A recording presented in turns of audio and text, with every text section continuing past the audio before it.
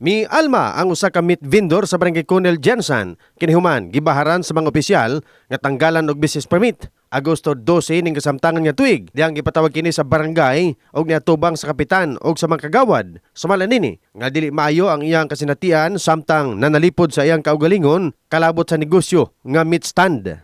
Pwede na daw may gipapili pa mi niya kung asa may palengke o dire mao niya mong gipili kay medyo kabalo nami nga daghan naman nagatinda dire pwede naman niya karon ingon ni si Rambo nga kuan daw among permit daw inana iparibok lagi daw siyempre ako pod o dili pug ko ano nga iparibok man nila nga wala man misala wala man karon lang man sila nagpatawag sa kuha nga ingon ana ang kabahin sa karne karon lang gyud nya mukalit lang siya singgit sa kuha nga iparibok na ang permit. Sa bahin sa mga opisyal, nitubag si Kapitan T.C. Agbayani o kagawad Rambol Lison sa reklamo ni Rodelin. Sumala sa kapitan nga nakita matud pa sa clearing team nga ginabitay lang niini ang tinda nga karne rason sa pagpatawag kaniya sa barangay. Wala man ko ditag deadline kay last ingot gang inani lang buhatag gang ha para mahuman tagang.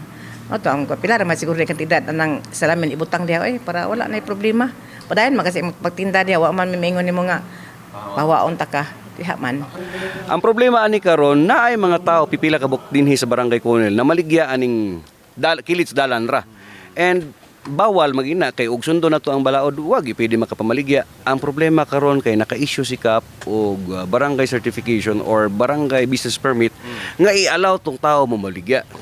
Mao tong among nakahisgot, nahisgutan namo sa mga kagawad nga nung gi-allow man nga ipmopirma si CAP og barangay business permit. Mao to niingon ko nga ato anang i-revoke kay murag taliwas man sa ato ang ordinance nga naay mamaligyan ang gawas.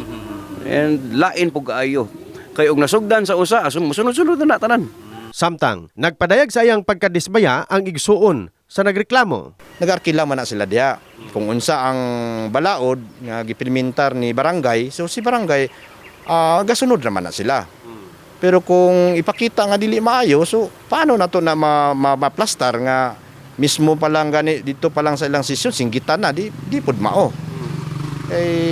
Una-una dia kung kita public servant ta dapat kabaluta kung unsa atong ginahimo. Sa karon nagpadayon ang pagtinda ni Rodelin samtang gihatag ang desisyon ngadto sa kapitan kung iyang bawion ang giisyu nga permit.